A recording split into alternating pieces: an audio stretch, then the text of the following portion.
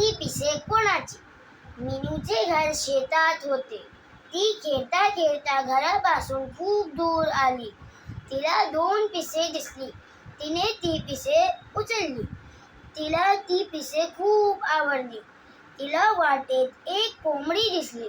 मीनूला वाटले ही पिसे नक्कीच कोंबडीची असणार म्हणून तिने कोंबडीला विचारले, कोंबडी ताई, ही पिसे तुझी आहेत का?